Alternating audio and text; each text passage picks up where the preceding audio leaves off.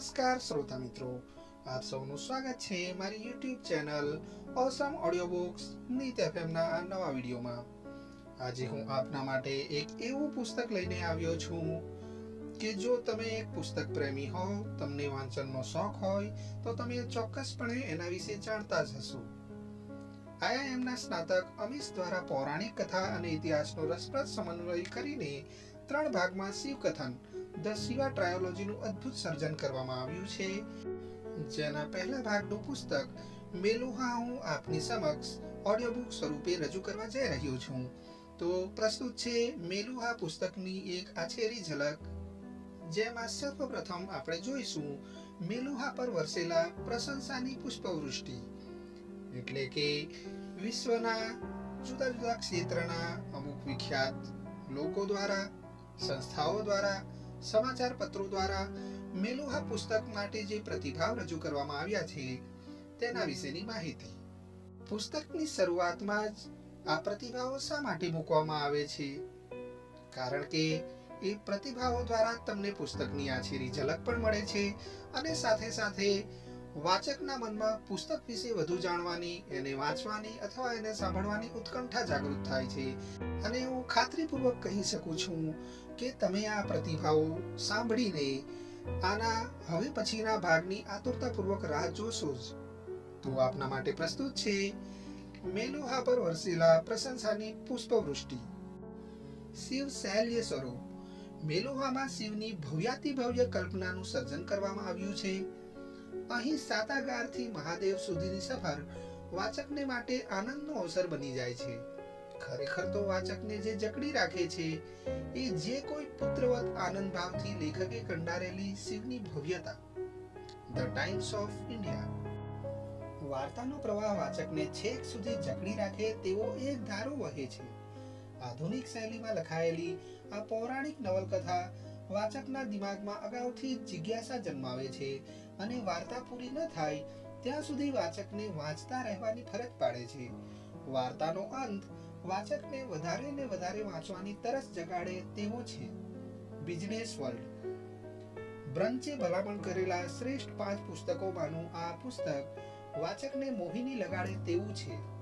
The Hindustan times. આ પુસ્તકનું હાર્દ જીવન દર્શનનું છે, પરંતુ વાચકોને જીવન પર્યંતના સાહસ માટેની રસિક સામગ્રી પૂરી પાડે છે। ધ હિન્દુ। 2010ના ફેવરિટ હોલિડે બુક્સમાં સ્થાન મેળવનાર આ પુસ્તક તમને તેજ ગતિએ ચાલતા રસપ્રદ પ્રવાહ સાથે એવા તો વહેતા રાખશે કે તમે એકી બેઠકે એ પૂરું કરીને જ જમશો। The Deccan chronicle. આ નવલકથાના લેખક અમીશ IIMના સ્નાતક છે, જેમણે પૌરાણિક કથા અને ઇતિહાસનો રસપ્રદ સમન્વય કરીને સમગ્ર કથાના 3 ભાગમાં ભગવાન શિવના પાત્રને નાયક રૂપે ઉપસાવ્યું છે। હમણાં થોડા જ સમય પહેલા આ ભાગ ઇન્ડિયન બેસ્ટ સેલરની યાદીમાં સ્થાન પામી ચૂક્યો છે। The Indian express. મારે મન તો મેલુહા આપણી દુનિયા માટે અનેકવિધ સંદેશા સાથેનું વિવરણ અને એક આશા છે જે સ્વયં મહાદેવમાંથી પ્રગટ્યું છે અને સૌએ તેનો સ્વીકાર કર્યો છે। શિવના હર હર મહાદેવના યુદ્ધ ટંકારનું એવું અર્થઘટન કરો કે જાણે પ્રત્યેક વ્યક્તિ કાં તો મહાદેવ રૂપે કાં તો પરાક્રમી સતી રૂપે પોતાનો જંગ ખેલે છે। પ્રત્યેક ફકરો અર્થથી સમૃદ્ધ છે, તેમ છતાં તે જુદા જુદા અર્થઘટન માટે એટલો જ મોકળો છે। આજ તો આ પુસ્તકની શક્તિ છે। indiareads.com।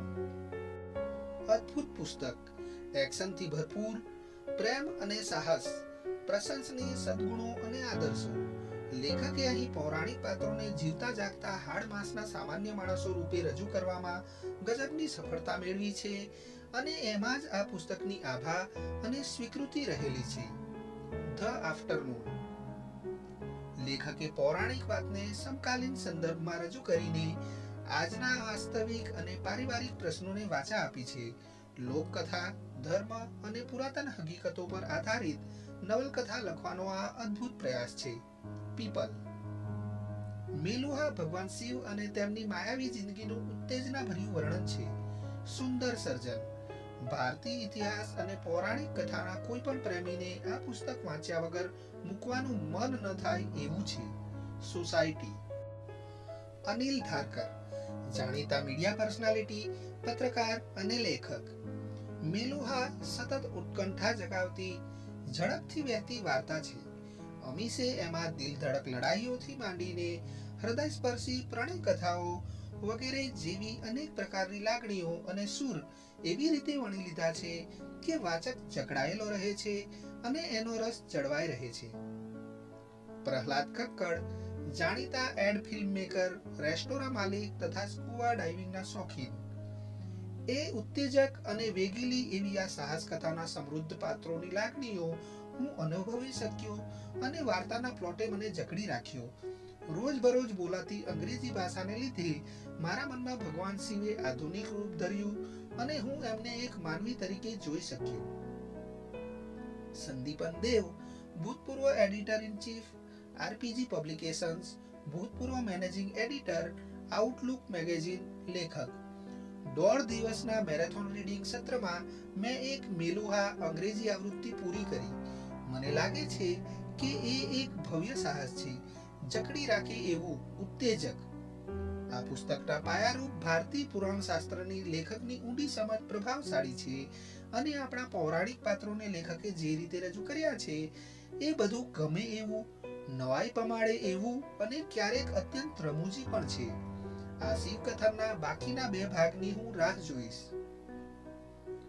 દેવદત્ત પટનાયક, ભારતના અગ્રણી માઇથોલોજિસ્ટ, કોલમિસ્ટ અને લેખક.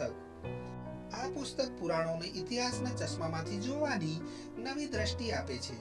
સિંધુ ખીણના શહેરો અચાનક જીવંત થઈ ઉઠે છે અને પૌરાણિક ઘટનાઓ એક સાહસ કથાના પ્લોટનું રૂપ ધરે છે. G Venkataraman, executive vice president, retail business, India. શા માટે?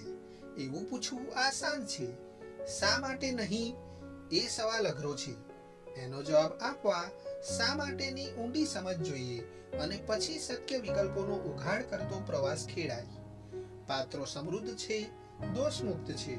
તમે એને ચાહી શકો, અનુભવી શકો તથા માનવને મહામાનવ વચ્ચેની પાતળી ભેદરેખા જોઈને દિગ્મૂઢ થઈ શકો. શું શિવ હિમાલયના આદિવાસી હતા? શું સિંધુ ખીણની સંસ્કૃતિ મનુની દેણ હતી? શું સોમરસ એવું કોઈ અદ્ભુત રસાયણ હતું જેને કઈ રીતે માણવું એની કળા પ્રાચીન સમાજે શીખી લીધેલી? શું આદર્શ દુનિયા શક્ય છે? શા માટે શક્ય ન હોય? તો શ્રોતા મિત્રો, આ હતા મેલુહા પુસ્તક વિશેના પ્રતિભાવો. હવે આપણે જોઈશું પુસ્તકની પ્રસ્તાવના. ઓમ નમઃ શિવાય. બ્રહ્માંડ ભગવાન શિવને નમન કરે છે. હું ભગવાન શિવને નમન કરું છું. શિવ, દેવોના દેવ, મહાદેવ, આસુરી તત્વોના સંહારક, ઉત્કટ પ્રેમી, પ્રખર યોદ્ધા, અદ્ભુત નર્તક, મહાન નેતા, સર્વશક્તિમાન અને તોય નિરાહંકારી, નિષ્કપટ, હાજર જવાબી, પણ રૂઠે ત્યારે 3 ભુવન ધ્રુજાવે એવો કોપ. સેંકડો વર્ષોમાં આપણે ત્યાં વ્યાપારી, પ્રવાસી, આક્રમણકાર, વિજેતા વગેરે જાત જાતના રૂપમાં વિદેશીઓનું આગમન થતું રહ્યું, પણ એમાંથી કોઈ માનવા તૈયાર નહોતું કે આવો મહાપુરુષ ખરેખર ધરતી પર જન્મ લઈ શકે. એ લોકોએ કહી દીધું કે આ તો માત્ર દંતકથાના દેવ છે અને એનું અસ્તિત્વ માત્ર માણસોના કાલ્પનિક વિશ્વમાં છે. કમનસીબે એમની માન્યતાને આપણે શાણપણ અને સત્ય ગણીને સ્વીકારી લીધી. પણ ધારી લો કે આપણે ખોટા હોઈએ તો? ધારી લો કે શિવ કોઈ કાલ્પનિક કથાનું પાત્ર નહીં, પણ મારીને તમારી જેમ લોહી માંસમાંથી બનેલી જીવતી જાગતી વ્યક્તિ હોય તો? શક્ય છે કે આપણી ભૂમિ પર હકીકતમાં એક એવો મનુષ્ય થઈ ગયો જે પોતાના કર્મથી ભગવાન બન્યો. આ તર્કના આધાર પર 3 ભાગમાં શિવકથન ધ શિવા ટ્રાયોલોજીનું સર્જન થયું છે. પ્રાચીન કાળના ભારતમાંથી આપણને પૌરાણિક કથાઓનો અમૂલ્ય વારસો મળ્યો છે. એનું અર્થઘટન કરીને ઐતિહાસિક હકીકતોમાં કલ્પનાના રંગ પૂરીને આ 3 ભાગમાં પથરાયેલા કથન ટ્રાયોલોજીની રચના થઈ છે. આ સાહિત્ય કૃતિ શિવને અને એમના જીવનમાંથી આપણને જે શીખવા મળ્યું છે તેને સમર્પિત છે. સમય અને અજ્ઞાનતાની ગર્તામાં ઘણા કિંમતી પાઠ આપણે વિચારે પાડી બેઠા છીએ. જીવનમાં દરેક મનુષ્ય જન્મ નહીં પણ કર્મથી ઊંચાઈ હાંસલ કરી શકે છે. દરેકે દરેક વ્યક્તિમાં ભગવાન બનવાનું સામર્થ્ય સમાયું છે. આમાંથી કંઈ અશક્ય નથી. આપણે તો માત્ર અંદરથી આવતો આત્માનો અવાજ સાંભળવાનો છે. એક અસામાન્ય વ્યક્તિ મહાનાયકની યાત્રા આલેખતા કથનનું આ પ્રથમ પુસ્તક છે. એ પછી ધ સિક્રેટ ઓફ ધ નાગાસ, નાગવંશ અને ધ ઓથ ઓફ ધ વાયુપુત્રાસ, વાયુપુત્રોના શપથ પ્રગટ થશે. પ્રસ્તાવના બાદ હવે લેખક અમીશ આ પુસ્તક વિશે શું કહે છે તે જોઈશું. દંતકથાએ ઈશ્વર બનાવી દીધો એવા માણસની કથા. ઈસવીસન પૂર્વે 1900 આધુનિક ભારતીયો જેને ભૂલથી સિંધુ ખીણની સંસ્કૃતિ ગણાવે છે એ સમયખંડમાં ત્યારના લોકો એને મેલુહાની ભૂમિ તરીકે ઓળખતા. મેલુહાનું સામ્રાજ્ય એટલે જાણે પૃથ્વી પરનું સ્વર્ગ, જેની સ્થાપના સેંકડો વર્ષ અગાઉ મહાન રાજા રામે કરેલી.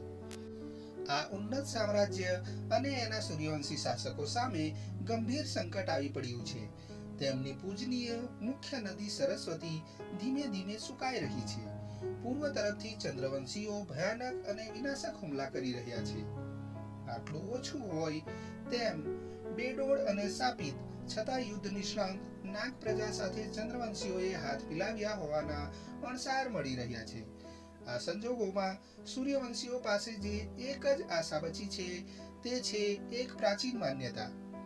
જ્યારે જ્યારે અધર્મ ચારેકોર છવાઈ જાય, વિજયની કોઈ આશા જ ન જણાય, શત્રુ હવે જીતી જ ગયો છે એવું લાગે, ત્યારે ઉભરશે એક મહાન તારણહાર. શું તિબેટથી આવેલો બરછટ શરીર પર ઠેર ઠેર જખમો ધરાવતો શિવ જ છે એ મહાનાયક? શું એને મહાનાયક બનવાની જરાય ઈચ્છા છે ખરી? શું ફરજ તથા પ્રેમિકાને લીધે નિયતિ જેને અહીં દોરી લાવી છે એ શિવ સૂર્યવંશીઓના પ્રતિ આક્રમણની આગેવાની લેશે? અશુભનો નાશ કરશે? કર્મ જેને મહાદેવ આપણા લાડીલા ઈશ્વર બનાવે છે એ શિવ વિશેના 3 પુસ્તકોની શ્રેણીનું આ પહેલું પુસ્તક છે, જેનું નામ છે મેલુહા. તો શ્રોતા મિત્રો, અહીંયા આપણી મેલુહા પુસ્તકની ઓડિયો બુકનો આ પ્રથમ ભાગ, પુસ્તકની આછેરી ઝલક, પુસ્તકનો પરિચય પૂર્ણ થાય છે. તમને આ ઓડિયો બુક કેવી લાગી એ તમારા પ્રતિભાવ મને જરૂરથી જણાવશો. અને હા, જો તમને આ ઓડિયો બુક ગમી હોય તો એને લાઈક, શેર અને બીજા આવા જ સરસ મજાના પુસ્તકોની ઓડિયો બુક્સ, વાર્તાઓની ઓડિયો બુક્સ જો તમે સાંભળવા માંગતા હો તો મારી ચેનલને સબસ્ક્રાઇબ જરૂરથી કરશો. અને આ સાથે એક બીજી ખાસ વાત પણ હું તમામ શ્રોતા મિત્રોને જણાવવા માંગુ છું કે જો તમે મેલુહા પુસ્તકની શબ્દશઃ રજૂઆત ઓડિયો બુક સ્વરૂપે સાંભળવાની ઈચ્છા રાખો છો તો વિડીયોની નીચે આપેલા સબસ્ક્રાઇબ બટન પર ક્લિક કરી મારી ચેનલને સબસ્ક્રાઇબ કરશો. જો તેમ થશે તો હું તરત આ વિડીયોની પછી મેલુહાનો ભાગ 1 તમારા માટે રજૂ કરીશ. હું ઓછામાં ઓછા 50 સબસ્ક્રિપ્શનની આશા રાખું છું. તો રાસાની જુઓ છો, તમારી ઈચ્છાને જાહેર કરો મારી ચેનલ સબસ્ક્રાઇબ કરીને. તો આ સાથે જ અહીંયા હું મારી વાણીને વિરામ આપું છું. આપ સૌના સારા સ્વાસ્થ્યની કામના સહ આપ સૌ સ્વસ્થ રહો, મસ્ત રહો અને મારી ઓડિયો બુક સાંભળતા રહો એ જ અભિલાષા સાથે જય ભારત, જય હિન્દ, અસ્તુ.